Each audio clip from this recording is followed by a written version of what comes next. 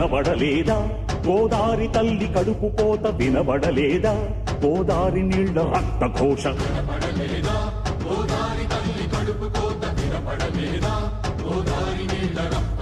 గుండె నిండా పాలున్న బిడ్డల కందించలేని తల్లి బతుకు దేనికని?